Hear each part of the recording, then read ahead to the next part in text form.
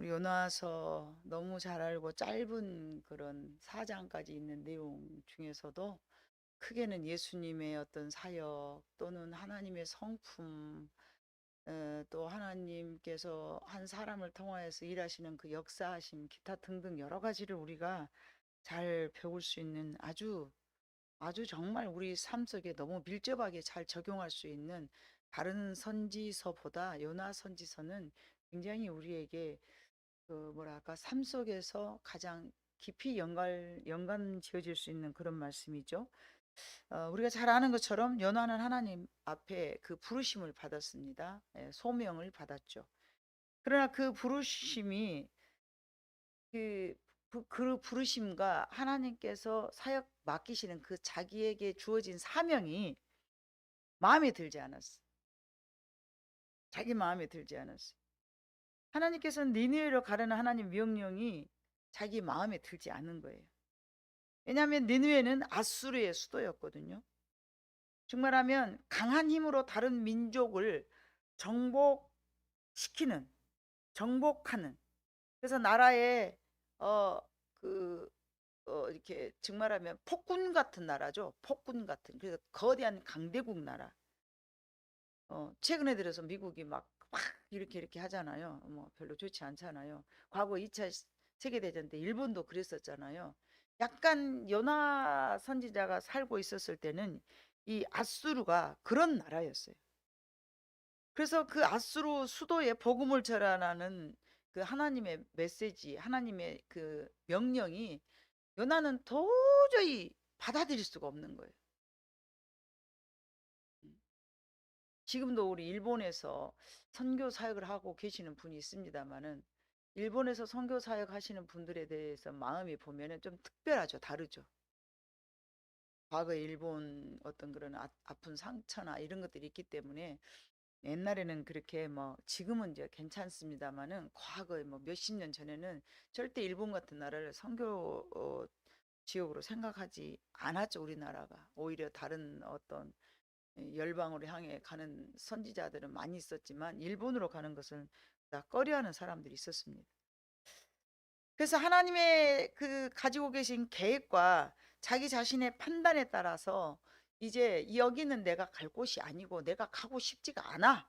이게 요나의 마음이었습니다. 정반대의 방향에 있는 당시 땅 끝으로 여겨지는 다시스로 가려 합니다. 내가 선지자로서 복음을 증거하기는 하되 하나님이 가라고 말하는 그 명령에 따라서 니느웨로 가는 것보다는 나는 다시스로 갈래.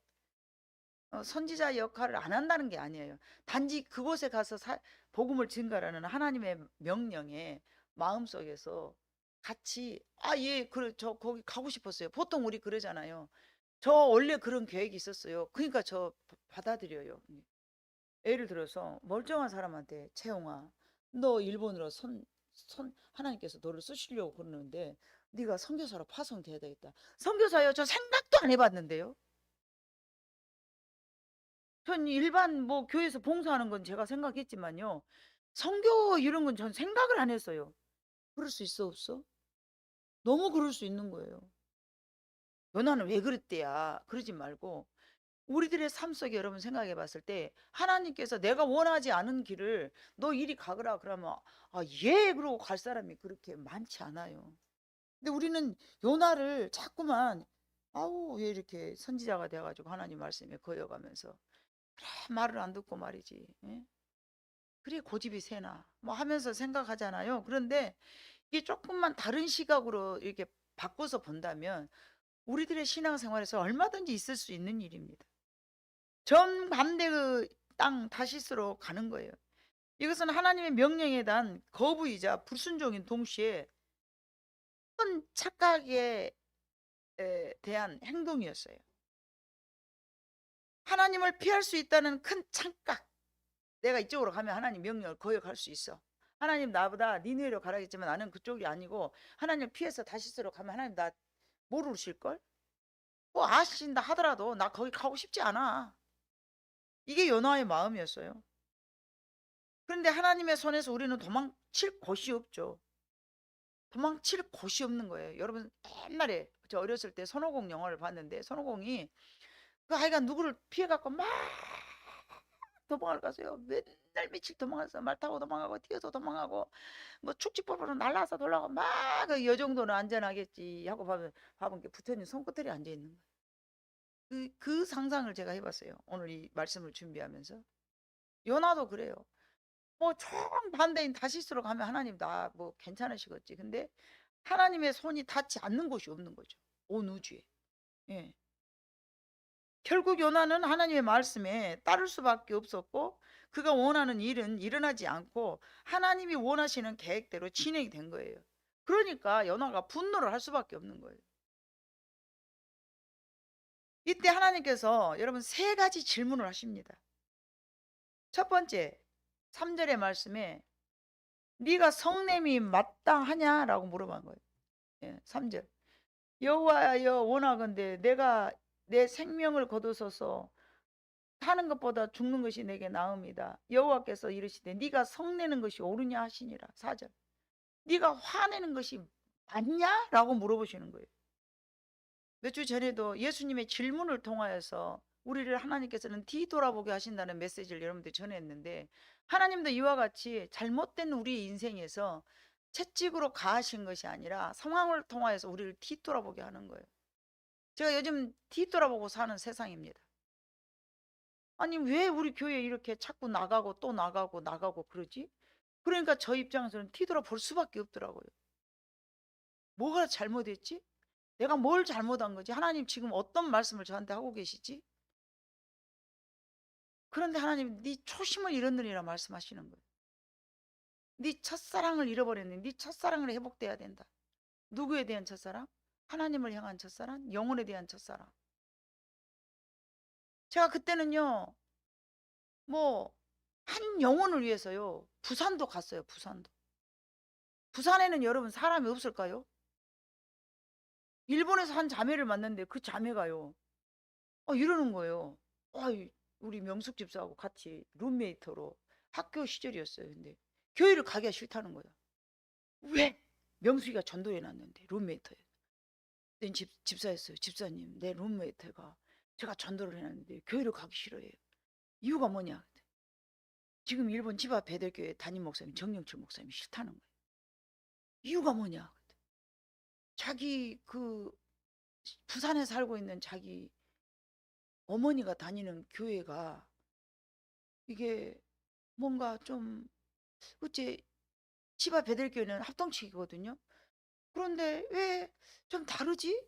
이게 신앙이 없는 이 자매는 뭐가 달랐어. 그런데 그 뭔가 다른 것을 이 목사님하고 상담을 한 거야. 이 상담을 한 내용이 뭐였냐면은 목사님은 딱 들어봐도 이제 아는 거야. 몰몬교였어요. 몰몬교. 이 몰몬교에서 어렸을 때부터 이 아이들에게 가난하니까 뭐 미국 자기 오빠를 미국에 유학도 보내주고 가난하니까 학비도 보태주면서 이 자매들을 이 삼남매를 잘 키워준 거예요. 그러니까 아무것도 모르는 그들은 이런 은인이 없어. 그러니까 엄마가 그 몰몬교인지 신천지인지 뭐를 알아. 그 몰몬교를 다니는 거야. 그래서 이 몰몬교 이야기를 정열총 목사님한테 이야기를 한 거야. 목사님, 저희 엄마는 이렇게 이만저만해서 몰몬교를 다니고 있는데 거기 이게 좀 여기하고는 좀 다른데 어쩝니까? 그랬더니 거기는 잘못됐으니까 무조건 나와라 이렇게 이야기를 하니까 이 자매가 뭐가 잘못된지 자기는 분별이 안 돼. 뭐가 잘못됐지? 하나님 말씀도 똑같고 사도신경도 똑같고 주기도문도 똑같고 이게 다만 예배드리는 형식이 좀 다르고 그러는데 이것은 이래서 이렇게 잘못됐고 이것은 이렇게 해서 잘못됐다. 그거를 자기한테 좀 설득을 시켜주고 이해를 시켜줘야 되는데 막무가내 그거 묻지 말라니까 그거 잘못됐으니까 너그 엄마 거기서 나오라 그래. 이 말만 하셨던 거예요. 그 정영철 목사님은 그 물어볼 가치도 없다라는 식으로 그런 태도를 보인 거예요. 근데 이 자매가 거기서 상처를 입은 거예요.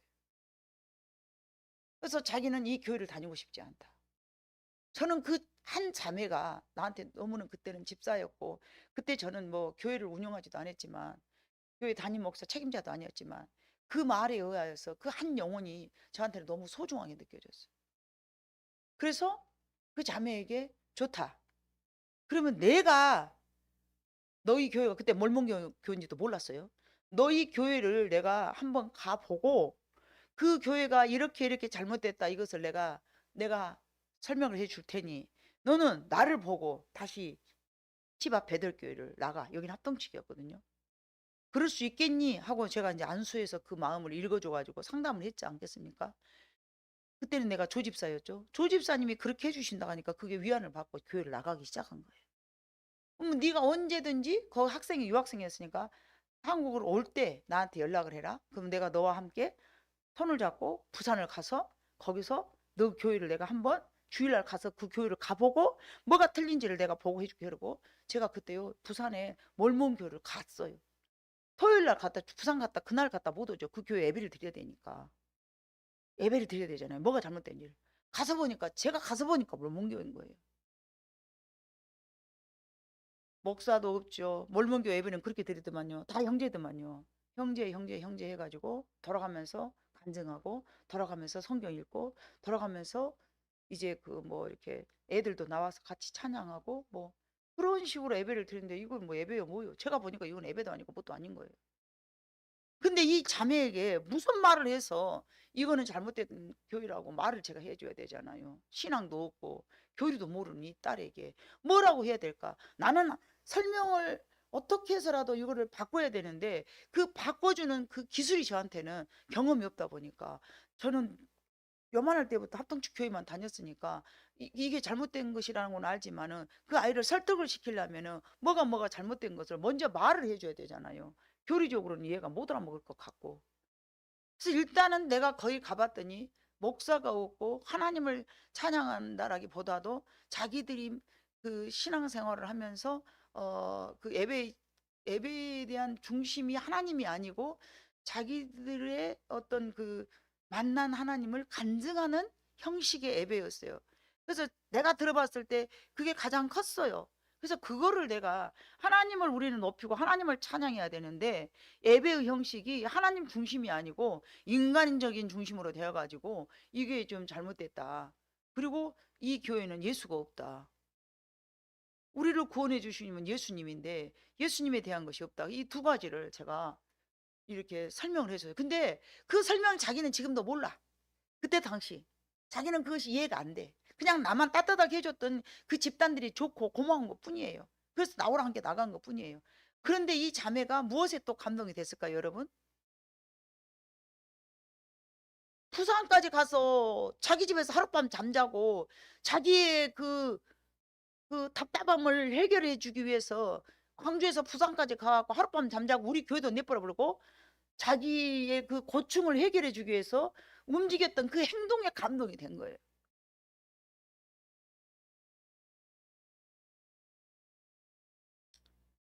우리는 때로는 이렇게 내 생각과 너무도 다른 별것 아닌 것에서 은혜를 받기도 하고 거기서 은혜를 깨먹기도 하고 성도의 신앙들은 그렇더라고요. 목사의 신앙 그렇지 않잖아요. 물어볼 것도 없으니까 그 정영철 목사님은 그거 물어볼 가치도 없는 것이니까 그냥 너는 내 말에 순종해 이렇게 말씀하셨지만 그 자매 입장에서는 그것을 받아들이기가 납득이 안 된 거예요. 당신들보다 훨씬 더 훌륭한 사람이 자기들 볼 때는 도덕적으로 그잖아요. 요만했을 때부터 쌀 다 팔아주고 자기 오빠 미국까지 유학시켜가지고 영어 공부하고 와서 영어 거기서 배운 거 갖고 온 걸로 여기서 영어 학원 차리갖고 삶의 그 뭐 토대가 될 수 있도록 그 다 지원해주고 해줬는데 그렇게 고마운 사람 배반을 어떻게 하겠습니까? 여러분 같으면 믿음도 없는 그 자매가. 근데 그들의 입장을 충분히 이해하지 못하고 그냥 너 내 말에 무조건 순종해라 막 그러니까 너무 좀 달랐던 거죠. 하나님께서는 하나님의 주관으로 하나님의 주권으로 움직이시긴 하지만 분명하게 이 요나가 거역하고 하나님을 거역한 그런 상황 속에서라도 이 사람이 내가 뭘 잘못했는가를 뒤돌아보게 하시는 거예요. 하나님께서 무조건 명령해가지고 하지마 이게 아니고요. 늘 말씀드리지만 하나님 기다려 주셔요. 지난 청년들이 저한테도 또 그 청년들이 스승의 날이라고 저한테 요만한 편지를 이렇게 막 이렇게 누구누구누구 해갖고 이름을 이렇게 해줬는데 그중에 몇 형제 자매가 기다려 주심에 감사합니다. 이런 말을 저래가 매 그 스승의 날만 되면 우리 청년들이 내가 그걸 소중하게 생각하고 저는 다 모아놨거든요. 이 떡은 먹으면 없어지잖아요. 근데 그들의 마음을 저한테 전달해 준 거 이거는 제 재산이라고 생각하는 거예요. 뭐 하나요? 아, 이 아이가 이때는 이런 마음으로 나한테 감사의 마음을 표현했구나. 근데 뭐를 주로 말을 하냐면 저 기다려 주셔서 너무 감사합니다. 제가 왜 기다릴 줄 알까요? 하나님이 저를 기다려 줬기 때문에요. 하나님이 나를 기다려 주셨거든요. 하나님이 저를 너무 기다려 주신 거예요. 얼마나 제가 불평하고 하나님 쫓아왔는지 몰라요. 그래도요, 제가요, 마음속에 누절누절 불평을 했어요. 이거 내 마음이 안 맞아. 하나님은 왜 이래? 막 요나처럼 토달토달토달토달 하면서도 여기까지 온 거예요. 근데 하나님은 그걸 다 기다려 주시고 참아 주시고 용납해 주시고 그 하나님을 제가 알기 때문에 제 삶 속에서도 그걸 나타내는 거예요. 턱없이 모자라는 우리 아이들을 바라보면서도 기다려 주는 거예요. 그게 하나님의 성품이기 때문에 기다려야 되겠다. 저 성도가 자랄 때까지 기다려야 되겠다. 내 마음 같으면 그 자리에서 뜯어 고쳐버리고 싶죠. 그건 아니라고 말해주고 싶죠. 그게 사랑이라고 생각하니까. 그런데요, 하나님께서는요, 정말 기다렸는데 요나가 생각할 때에 회개하고 그 니느웨 백성들이 회개하고 구원받는다라는 것이 자기는 못마땅한 거예요. 자기 생각하고 너무 다른 거예요, 하나님께서. 그래서 그가 화를 냈어요. 하나님께서는 네가 화냄이 마땅하냐 하면서 내가 화낸 것이 정말 마땅한가 하고 뒤돌아보게 만든 거예요. 인간의 주관자가 인간의 모든 생사화복을 다스리시니까 하나님이십니다. 맞습니까? 근데 그 하나님은 하나님의 주관에 그분의 뜻을 따라서 주시고자 하는 사람에게 복을 주실 수도 있고 생명을 거둘 사람에게 생명을 거둘 수도 이게 하나님의 주권이거든요. 근데 그 주권을 하나님께서는 하실 수 있지만 그 주권을 마음대로 휘두르시지 않으신다고요. 그래서 하나님은 인격적이신 분인 거예요. 최근에 나가는 우리 미국 집사가 저한테 그러더라고요. 목사님이 저를 인격적으로 대해 주셔서 그게 너무 감사한데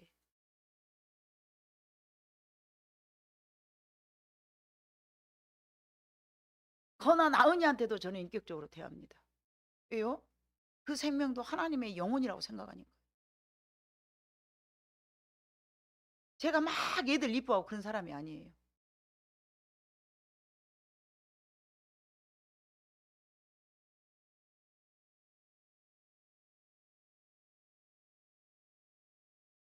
하나님의 영혼으로 보니까 그러는 거예요. 하나님께서 요나에게 물어보시는 거예요. 네가 화냄이 합당하냐? 네가 화낸 것이 옳다고 생각하냐? 라고 물어보시는 거예요. 반문을 하시는 거예요. 근데 사도 바울은 이 로마서 9장 20절과 21절에 뭐라고 표현을 했을까요? 로마서 여러분 9장 20절과 21절을 한번 봐볼까요?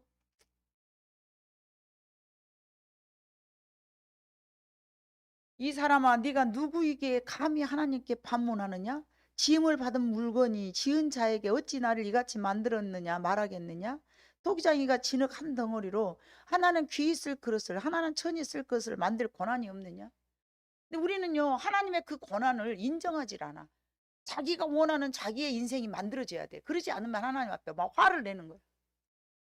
왜 저한테 이러세요? 유독 저한테 이러세요. 오늘도 제가 한 영혼을 한번 건져보기 위해서 순천까지 갔는데요. 그분 마음속에 딱 손을 얹어 보니까는요. 그러는 거예요. 이 불평과 불만이 있더라고요. 왜 하나님 저한테 이러십니까?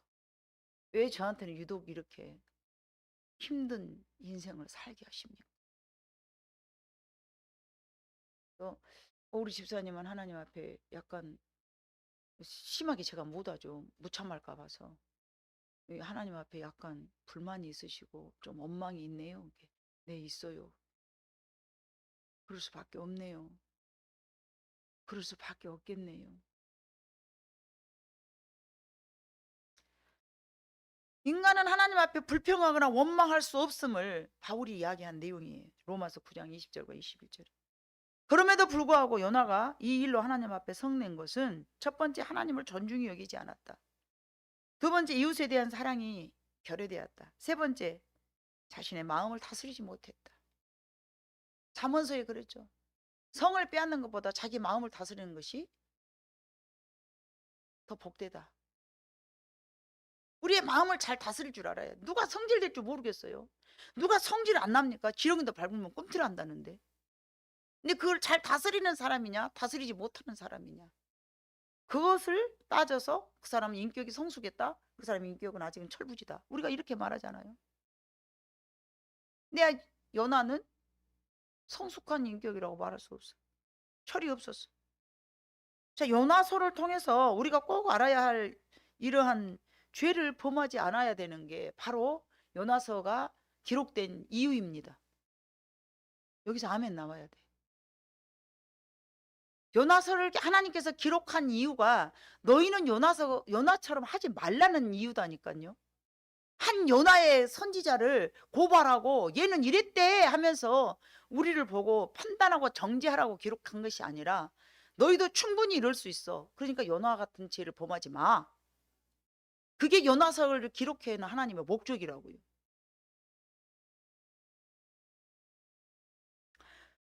두 번째는 하나님께서 또 물으십니다. 박넝쿨로 인하여 성냄이 어찌 합당하냐라고 물어보십니다. 6절에서 8절까지. 하나님 여호와께서 박넝쿨을 예비하셔서 요나를 가리게 하셨으니 이는 또도독 그러면서 갉아먹게 하시는 거야. 갉아먹게 하셨어. 그랬더니 8절, 해가 뜰 때에 뜨거운 동풍을 예비하셨고 해는 요나의 머리에 쪼임에, 요나가 대머리였다고 그래요. 얼마나 더 쬐었겠습니까? 혼미하여 스스로 죽기를. 너무 뜨거우니까 막 혼미해질라 그래. 그러니까 사는 것보다 죽는 것이 더 낫다라고 이렇게 이야기하니까 9절에 하나님께서 박넝쿨로 말미암아 썩내는 것이 어찌 옳으냐라고 또 물어보시는 거예요. 박넝쿨로 인해서 네가 화를 낸 것이 옳으냐라고 물어보시는 거예요. 사람의 생명에 비하면 하나님 입장에서 박넝쿨은 아무것도 아니라는 얘기죠. 이것은 요나가 무엇이 더 중요한지를 모르고 있다는 얘기죠. 예? 복성 영화에서 무엇이 더 중요한디 그러잖아요, 딸이. 아버지가 너무 모르니까. 하나님께서 지금 물어보시는 건 무엇이 더 중요하냐 이러고 물어보시는 거예요. 무엇이 더 중요한지를 몰라요 아직도. 생명에 대한 존엄, 생명에 대한 사랑, 성물에 대한 기함보다 자기 감정이 더 중요한 거예요. 니느에 아수르 수도? 아우 저것들 아주 응? 일본 놈들 같아. 우리 입장에서 보면 저 북한 놈들 같아. 근데 거기 가서 막 가서 복음을 증거하라고 그러는 거예요. 그러니까 연하가 너무 자기 감정에 움직거리고 있다는 거죠. 하나님께서 이미 시들어버린, 하나님께서 시들게 만들어버린 그 박농풀 정도는 여러분 하나님 입장에서 그 박농풀을 시들게도 하지만 다시 살게도 하셔. 근데 이 요나는 그걸 모르는 거예요. 아, 박농풀이 시들었네? 그럼 이거 하나님이 나한테 허락하신 거네? 여러분 뭐가 잘못되면 하나님이 나한테 이렇게 하셨다고 생각해야 된다니까요. 왜 그러지 그러지 말고 그 원인을 그 상황에서 찾으려고 하지 말고 내 심령에서 하나님과 관계에서 찾으라고요. 내가 왜 이렇게 꼬이지? 뭐가 잘못됐지? 뭐요? 하나님 나한테 지금 뭐라고 말씀하고 계시는 거야? 우리 교회 상황을 자꾸 여러분들한테 말씀을 드려서 죄송합니다만은 저 자신을 뒤돌아보지 않으면 나간 사람을 얼마나 행복했어요. 열심히 거둬줬더니 나가? 괘씸하네. 죄밖에 더 지겠습니까? 저는 죄를 짓고 싶지 않으니까 하나님이 뭐라고 말씀하시려고 이런 상황을 내시지? 가게 하시니도 여호와시고 오게 하시니도 여호와요? 그럼 내가 뭔가를 잘못했지 뒤돌아봐야 되잖아요. 안 그러면 쎄밖에 해놨더니 이것들이 나갔네 그러고 강아무개 송아무개 하고 얼마나 욕하겠어요 제가.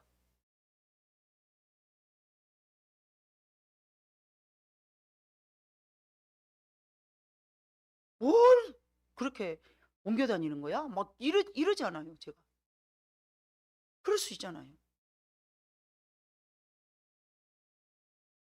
이미 나가버린 성도들을 다시 돌아오게 하신 이는 여호라니까요.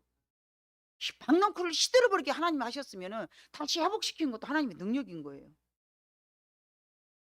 근데 요나는 계속 불평과 원망으로 늘어놓고 있는 거예요. 이거는 하나님에 대한 정면 도전이에요. 근데 우리는 삶 속에서 절대 이렇게 안 하고 산가요? 우리는 한 번도 그래 본 적이 없을까요? 이것 역시 우리 삶을 통해서 한번 뒤돌아봐야 되는 거예요. 아, 나도 과거에 그랬네. 아니, 어쩌면 지금 현재도 그러고 있네. 오늘도 제가 잠시 예배 직전에 우리 권사님들과 그런 얘기 했는데, 우리는 대한민국에 태어난 것을 감사하자 그랬어요. 누가 그 뜨거운 필리핀에서 태어나겠어요? 누가 그 가난한 어? 아프리카에 태어나고 싶은 사람이 어디가 있어요? 없잖아요. 아니면 저 북극에서 20 영하 40도 막 이렇게 내려간 데서 태어나고 싶은 사람이 누가 있어요? 한국이 지금 뜨고 있잖아요. 세계 각국에서 한국을 주목하고 있어요. 그만큼 우리나라가 잘 살고 행복한 나라는 거예요. 근데 감사가 없잖아요. 하나님께서 생명을 귀하게 여기신 하나님의 깊은 뜻을 요나는 모르는 사람이에요. 자기 감정에만 충실한 사람이었어요. 나 가고 싶지 않아. 나 하고 싶지 않아. 하나님 뜻하고 나하고 뭔 상관이 있어. 나 내 맘대로 하고 살래. 하나님 뭐 알아서 하시겠지. 왜 나한테 그런 걸 시키고 그래. 세 번째는요, 10절과 11절에 내가 이 니느웨 백성들을 아끼는 것은 너무나 당연한 일 아니냐, 합당한 일이 아니냐. 10절과 11절에 그렇게 이야기를 하시는 거예요, 하나님께서. 네. 니는 박넝쿨 하나도 아꼈는데 이 니느웨 성에는 좌우를 분별하지 못하는 자가 12만 명이요 가축도 많이 있나니 내가 어찌 아끼지 아니하겠느냐? 또 물어보시는 거예요. 내가 이 부분을 읽으면서 여러분, 짐승도 하나님 사랑한다는 사실을 깨달은 거예요. 제가 이 부분을 읽고 과거에 우리 집에 꽃장가 말장가 그 개가 하나 있었는데 학대했던 걸 얼마나 회개한 줄 아십니까? 나는 일도 바쁜데 그 강아지 나는 좋아하지도 않는단 말이에요. 그런데 있으니까 그거를 거둬야 되고 똥 싸고 오줌 싸고 그러니까 와우, 그냥 저는 너무 힘들더라고요. 그래서 그냥 아주 그냥 버려 놔둬버려 밖에 놔둬버려 막 이러면서 했는데 애가 원래 유기견이었거든요. 막 밖에를 그냥 나가요. 똥오줌을 집에서 절대 안 싸요. 아주 이틀도 참아버려요 얘가. 그러니까 이제 밖에를 내다 놔야 돼. 그러면 이제 비가 오면은 이 쇼다리라 배 다 베려 갖고 오고 틱틱틱 튀겨가지고 그러면 오줌 싸고 나면 또 씻겨줘야 되고, 응? 매일같이 똥 싸러 오줌 싸러를 데리고 나가는데 그 짓을 누가 하냐 말이에요. 문 열어놔봤어요. 냅둬버려. 냅둬버려. 문 열어놔버려. 그러면 지가요 4시간마다 2시간 있으면 오더라고요 또. 그래갖고 문을 팍팍팍 긁어요. 그럼 왔냐? 집 찾아왔어. 그러고 이제 문 열어주고 그랬는데 얘가 교통사고 사고 나고 죽어버린 거예요. 얼마나 회개를 했는지 모르 연화서를 읽고. 하나님 짐승 데리고 사랑하시는데 내가 좀 힘들다고. 응? 어차피 우리가 낳아서 키운 개도 아니고 유기견이었는데 어찌어찌 이제 누가 자기가 이제 못 키우니까 뭐 우리보다 좀 키우라고 그래가지고 우리 딸이 너무 개를 좋아해가지고 아이 그래라 그래 그냥 허락을 해가지고 데리고 왔단 말이죠. 유기견의 습관을 얘가 못 버리더라고요. 맨날 나가야 오줌 싸고 맨날 나가야 똥 싸고 집에서는 아무리 베베를 훈련을 시켜도 얘가 말을 안 들으니까 너무 같이 사는 게 힘든 거예요. 매 순간 똥 싸고 오줌 쌀 때마다 어찌 쫓아다니냔 말이에요. 너무 힘들더라고요. 그냥 냅둬봤더니 교통사고 나가 죽었으니까 얼마나 제가 마음이 울면서 하나님 제가 잘못했다. 뭘 보고? 요나서 11장을 4장 11절을 보고 이 하나님의 말씀을 보고 가슴이 찔리라고 이게 말씀이 있는 거예요, 여러분. 예, 네가 내가 아끼는 것이 합당치 아니하냐라고 또 물어보시는 거예요, 하나님께서. 하나님은 생명을 사랑하시는데 마태복음 16장 26절에 봐보니까 여러분, 하나님께서 얼마나 인간을 사랑하시는지 몰라요. 그래서 다른 사람들한테 하나님 당신을 사랑하십니다, 그러면 그 말이 뭔 말인지 몰라요. 자기들은 모르겠죠. 26절, 사람이 만일 온 천하를 얻고도 제 목숨을 잃으면 무엇이 유익하리요? 사람이 무엇을 주고 제 목숨과 바꾸겠느냐? 하나님은 한 생명을 천하하고 비교하신 거예요. 근데 우리는 그 영혼들에 대해서 그냥 어떻게 되든지 간에 나만 예수 믿고 복 받으면 그만이다 그러지, 그 사람이 지옥을 가든지 뭐하든지 애걸복걸을 안 하잖아요. 우선 내가 돈 떨어지면 애걸복걸하고 와 기도하면서 그 사람이 지옥에 가게 생겼음에도 불구하고 그냥 뭐 발등에 불 떨어진 것처럼은 안 해요.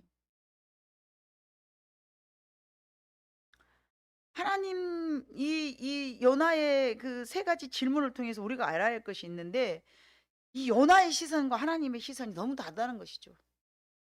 예. 하나님은 구원 얻을 백성들에 대한 자격을 따지지 않아. 요나처럼 저 니느웨 백성들 아수르 저 수도잖아, 아수르 사람들 저 나쁜 것들이야, 그렇게 우리는 그 조건을 따지지 않아. 하나님은 따지지 않는데 우리는 따져. 하나님은 오직 모든 사람들을 한 생명으로 보고 계시는데, 그리고 그 모든 생명을 반드시 붙들어야 될 생명을 다시 일으켜야 될 생명으로 존귀하게 여기고 있는데, 우리는 우리에게 마땅하고 인격적이고 선하고 착하고 그러면 아우 저 사람 전도해야 돼, 아우 저 사람 너무 아깝네 그러는데, 폭행스럽고 언어가 사납고 뭐 이렇게 좀 힘들고 그런 사람들은 그냥 아이고 저 사람 봐봐 뭐 전도하고 싶은 마음이 안 생기는 거예요. 이거 솔직한 제 마음이에요. 여러분 안 그런 거 저는 그래요. 저는 선하고 도덕적이고 인격적이고 아우 저 사람 다 갖췄는데 예수만 믿네, 어떻게 하면 저 사람 예수를 믿게 하지, 제 마음이 그래요. 그런데 포악스럽고 막 사납고 막 아주 폭력적이고 이기적이고 막 아주 그냥 너무 하나 무인격이고 무식하고 막 그러면 저 사람 꼭 전도해야 되겠다 이 마음이 없어. 제가 연하하고 다를 게 뭐 있습니까?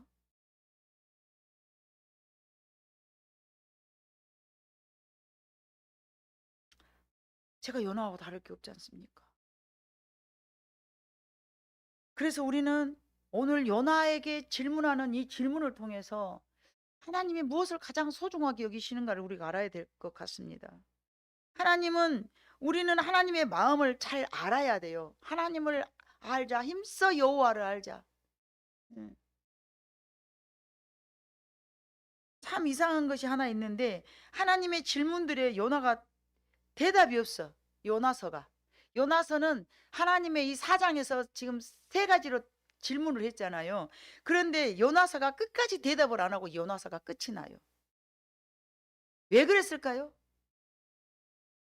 그 이유가 뭘까요? 그 대답은 저와 여러분의 몫이기 때문입니다. 왜냐하면 요나에게 묻는 물음이, 요나를 죽었기 때문에 요나하고는 상관이 없어요. 요나에게 물은 이 물음은 오늘날 이 시대에 저와 여러분에게 묻고 계시는 거예요.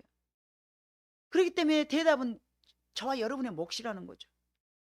신앙은 내가 옳다는 확신을 그냥 강화시키는 것이 아니에요.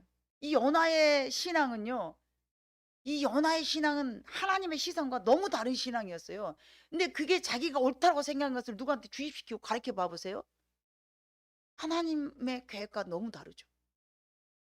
그렇기 때문에 내가 옳다라는 확신을 강화시키는 것이 신앙이 아니라 내 신념을 정당화하기 위한 그런 도구도 신앙은 아닌 거예요. 신앙은 내 시선을 내려놓고 하나님의 시선을 배워가는 과정인 줄로 믿습니다. 오늘 하나님 우리에게 무엇을 묻고 계십니까? 이 연하의 물음을 통해서 첫 번째, 너는 무엇을 중요하게 생각하고 살고 있느냐라고 묻고 계시고요. 두 번째는 너는 누구를 향해 분노하고 있느냐라고 물어보시고요. 세 번째는 너는 내 마음을 알고 있느냐라고 물으시는 거예요. 아멘. 너는 무엇을 중요하게 생각하게 살고 있느냐, 첫 번째. 두 번째, 너는 혹시 무엇을 또는 누구를 향해서 분노하고 있느냐? 세 번째, 너는 그러는 너는 내 마음을 알고 있느냐? 이런 질문들은 내 자신에게 던져보아야 됩니다. 우리는 하나님의 시선으로 죽어가는 생명들을 바라보는 눈이 열려야 될 줄로 믿습니다. 하나님의 시선으로 철저히 죽어가는 많은 사람들에게 관심을 갖는 저와 여러분이 되어야 될 줄로 믿습니다. 요한복음 9장에도 예수님과 제자들이 나눈 대화 가운데 똑같은 상황이 나오는데, 어떤 사람이 맹인으로 났어. 맹인으로 태어났어. 그랬더니 제자들이 뭐라고 말을 해요? 주님, 저 맹인이 누구의 죄로 인하여서 저렇게 소경이 됐습니까? 라고 물어보는 거예요. 이 물음은 누가 잘못했어요? 라고 묻는 물음이죠. 누가 잘못한 거예요? 잘잘못을 따지는 정죄의 시선으로 바라봤어요. 그런데 이때 제자 중에는 누구하고 있냐면 베드로와 요한도 함께 있었어요. 근데 이 베드로와 요한이 예수님이 이제 부활 승천하시고 시간이 흐르고 사도행전 3장에 베드로 요한이 바뀌어진 신앙이 보여요. 성전 미문에 앉아있는 안진뱅이에게 바라보면서 요한과 베드로가 너는 어찌하여서 그리고 쭈그리고 앉아서 장애인이 되었느냐? 라는 궁금증이 없어졌어요.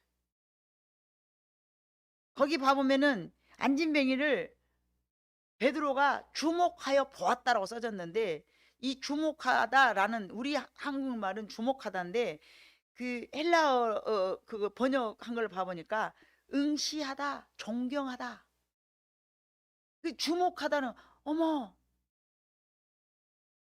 약간 아유 어떡해, 약간 긍휼한 마음으로 어떻게 저 사람 큰일 났다, 도와줘야 되겠다, 어떻게 하지, 저 사람 내가 도와줘야 할 것 같아, 약간 그런 사랑의 눈초리를 바라봤지 저거 누죄로 저랬어 이렇게 보지 않았다는 거예요. 누죄 때문에 저것이 안진뱅이가 됐지. 근데 예수님과 함께 했었을 때는 주님 저 누죄로 저것이 소경이 됐습니까? 그 정도의 신앙에서 신앙이 잘한 거예요. 이제. 아멘. 시선이 달라졌어. 정죄의 시선에서 사랑의 시선으로, 은혜의 시선으로 달라진 거예요. 저와 여러분은 항상 그렇게 변화돼야 돼요. 변질이 아니고 변화. 네. 변화돼. 베드로와 요한의 시선이 달라졌기 때문에 여러분 기적이 나타난 줄로 믿습니다. 저도 이렇게 오늘도 제가 누구를 이렇게 안수해주고 기도했습니다만은 그 기도하면서 유독이 참 불쌍한 마음이 들 때가 있어요. 이 사람 정말 내가 하나님 도와주고 싶어요. 하나님 정말 내 기도 좀 들어주세요. 이 사람 정말 너무 안타깝잖아요. 그런 마음이 드는 사람이 있어요. 처음 만났어도. 처음 만났는데 저 사람 내가 꼭 도와주고 싶다. 그런 사람들이 있더라고요. 인간적인 시선에서 하나님의 시선으로 바꿔졌던 베드로와 요한의 삶이 달라졌습니다. 그래서 빌립보서 2장 5절에는 너희 안에 이 마음을 품으라 하는데 그 이 마음이 그리스도의 마음을 품으라 한 거예요. 우리가 살아가면서 어떤 불쌍한 사람들을 보고 그리스도의 마음을 여러분 항상 품어야 될 줄로 믿습니다. 그리스도의 마음을 가지고 모든 시선을 바라봐야 돼요. 사람을 바라보거나 사물을 바라보거나 시대의 흐름을 바라보거나 하여간 드라마를 보더라도 주님의 시선을 봐야 돼요. 성경을 보는 때는 당연하고 말할 것도 없고요. 우리가 무엇을 어떻게 보느냐에 따라서 결국 어떠한 마음을 품고 있느냐가 드러나잖아요. 내가 어떤 마음으로 품고 있느냐가 결국 우리의 언어거든요. 이 말 들어오면 그 사람이 어떤 마음을 품고 사는지 다 알게 돼요. 엊그저께죠? 요즘 엊그저께도 누가 그러더라. 그 사람 말 들어오면 약간 그런 식이었다고. 예. 그 말 들어오면 어떤 마음으로 갖고 있는지 알게. 예수님은 죄인들을 보시고도 예수님의 마음을 낮추셨어요. 정죄하지 않으셨어요. 예수님이 가늠하다 현장에 잡힌 여인을 보고 정죄하지 않았다는 그 말 속에는요, 다양한 그 의미가 담겨져 있어요. 근데 그 의미 중에 하나가 뭐냐면요, 나도 너와 같은 죄인으로서 너를 정죄하지 않을 거야. 이 판단과 정죄는 이제 자기 마음을 높이 위에 둘 때 정죄와 판단하는 거이고요. 같은 눈으로 자기를 낮추면요, 그 사람을 절대 정죄하고 판단하지를 않아요. 여러분, 우리는 항상 마음이 주님을 닮아서 낮아져야 될 줄로 믿습니다. 병든 자를 보고도 원인을 묻지 않았어요. 누가요? 예수님이요.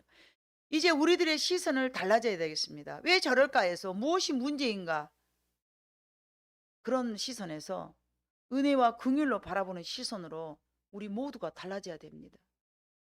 제가 한동안은 저 사람이 왜 그럴까라고 물었던 것은 이해하려고 그랬습니다. 잘 이해가 안 되니까. 정죄하려고 저 사람이 왜 그럴까, 그런 제 마음이 아니에요. 주님이 아십니다. 용납하고 사랑하고 싶은데 그 이유를 모르겠네. 그 하는 행동에서 저 사람이 왜 저런 행동을 할까 하는데 이해가 안 되는 거예요. 그냥 하나님 그 사람들을 사랑하게 하시려고, 그들을 품게 하시려고 하나님 자꾸만 그들의 삶을 이해하게 만드는 거예요. 짜는 그래서 그런단다. 짜는 그래서 그런단다. 제 마음속에서는 정죄하고자 하는 마음이 결코 아니었습니다. 이해하려는 마음이었죠. 결국은 이해는 사랑하기 위한 삶이었고요. 용서하려는 마음이 담겨져 있었습니다. 사랑하는 성도 여러분, 요나는 우리들의 자화상인 줄로 믿습니다. 누군들 요나의 시선에서 저는 그렇지 않습니다라고 말할 사람이 어디 있습니까? 누군들 가늠하다 현장에서 잡힌 여인을 가운데 두고 돌을 들고 서 있지 않는 사람이 어디 있습니까? 여러분, 가늠하다 현장에 잡힌 여인은요, 그 자리에서 죽어야 돼요. 그러면 다 그것이 옳다라고 우리 다 돌 들고 있잖아요. 누군가 이웃이 잘못하면 돌 들고 서 있잖아요. 저러면 안 되는데. 마음의 돌을 들고 있잖아요. 비판하는 돌, 판단하는 돌, 정죄하는 돌 들고 서 있었잖아요.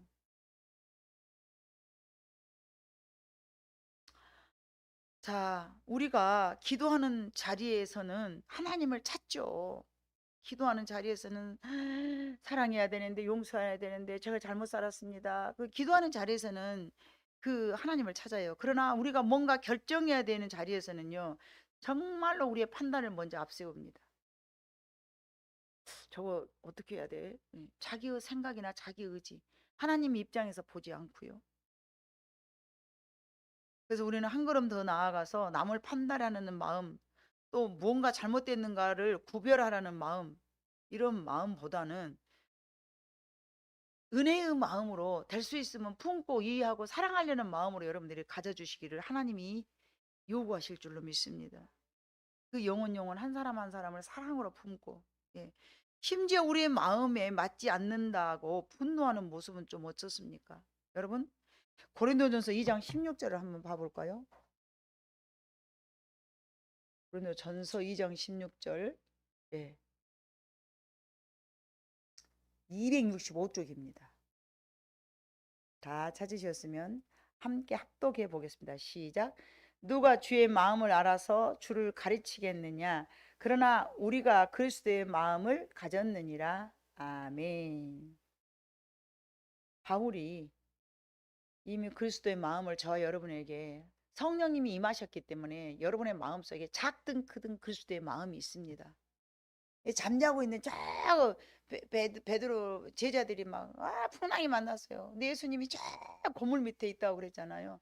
그 배 안에 계시는 예수님이 자리가 저와 여러분의 심령이라고 저는 항상 생각을 해요. 우리도 예수님이 저 고물 밑에 계신다니까요. 우리의 마음은 여기 중심, 내 중심에 있고요. 주님은 저 아래쪽에 계시는 거예요. 그래서 주무시고 계시는, 흔들어 깨야 돼. 주님이 주무시는 곳 계시는 것이 아니라 우리가 예수님을 잠재운 거예요. 우리가 예수님을 저 밑에다, 저 우리의 감정 저 아래다가 주무시게 두었다니까요. 우리가요. 그러다가 이제 무슨 어려움이 생기면은 어쩝니까? 우리가 큰일 났네. 예수님 막 그때 찾잖아요. 그 모습이 우리들의 모습인 거예요. 또 우리 안에 그리스도의 마음이 다 있습니다. 아멘. 그래서 주님은 오늘도 니느웨가 같은 세상에서 우리가 어떻게 살아가고 있는지를 보시고, 우리를 산 꼭대기로 아무도 없는 데로 절간으로 가라가지 않고 불교는요, 석쇠를 떠나서 혼자서 돌을 닦는 게요. 뭐야. 그거 하는 게 아무도 없는데 여러분 혈기가 나겠습니까? 아무도 없는데 시기가 나오겠습니까? 아무도 없는데 뭐가 올라올까요? 여러분 아무도 없는데? 예? 아무도 없는데 누구하고 비교하는 거예요? 새하고 비교할까요? 나무하고 비교할까요? 그래서 거기는 좀 수준이 낮은 돌을 닦고 있지만 우리는 하나님께서 산속에 있지 말고 어디로 내려가라 하는 거예요?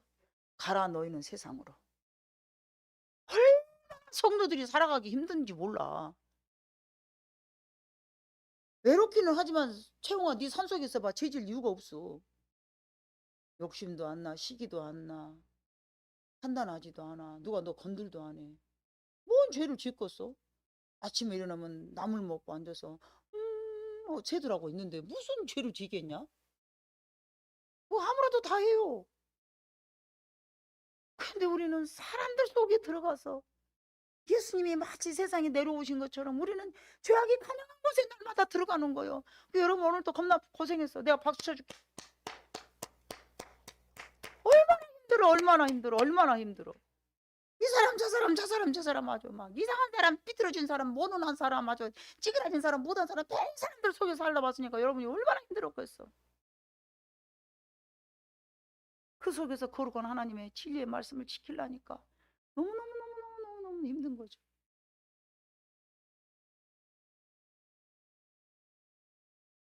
그러나 그 가운데 있는 우리에게 하나님께서 한 가지 맡기셨는데 영혼을 구원하라고 우리에게 오늘도 가는 그런 많은 영혼들 우리로 하여금 하나님의 품에 품을 수 있도록 어제도 그랬죠? 사무엘상 22장 2절에 있는 말씀. 원통한 자, 빚진 자, 환난을 당한 자 고마워요. 이 세 사람들을 다윗에게 와서 피한 거야. 우리가 다윗이 되어야 돼. 항상 어저께 설교 못 들었잖아. 그것이요. 그거.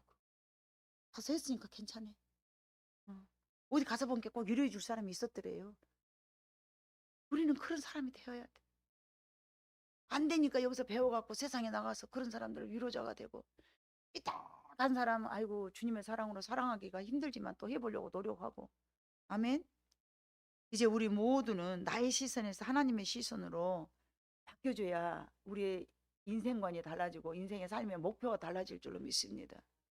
우리의 시선은 항상 세상 사람들과 똑같이 세상 살아가는데 꽂혀 있어요. 그러나 그것보다도 하나님이 이 세상을 바라보면서 어떤 시선으로 바라보고 계시는가에 우리가 조금 더 집중하고 연구해야 될 것 같습니다. 그래서 하나님의 시선을 따라서 우리가 살아간다면 하나님이 저와 여러분을 책임져 주리라 믿습니다. 한동안 제가 그렇게 살지 못했던 것을 날마다 회개하고 있습니다. 하나님 제가 잘못했습니다. 제가 잘못했습니다. 내가 게을렀습니다. 내가 너무 안일했습니다. 용서해 주세요. 잘못 살았습니다. 제게 한 번 더 힘을 주시옵소서. 더 열심히 또 나가서 죽어가는 많은 영혼들 다시 가서 흔들어 깨워서 주님 앞으로 주님의 품으로 인도하겠습니다. 사랑하는 여러분, 어쩌면 이 말씀이 저한테 하는 설교입니다. 여러분들은 잘 삶 속에서 살아오셨지만은 제게 필요한 말씀이기 때문에 이 말씀을 준비하면서 너무나 제한테는 꼭 필요한 말씀으로 내 마음속에 되새김질하고 그러고 있습니다. 여러분 함께 저를 위해서 기도해 주시고 또 여러분 마음속에서도 이런 같은 마음을 먹었으면 참 좋겠다는 마음으로 이 말씀을 준비했습니다. 기도하겠습니다. 사랑 많으신 아버지 하나님 참으로 감사합니다. 우리의 시선은 늘 세상에 살아가는 모든 것을 염려하고 근심하는 시선에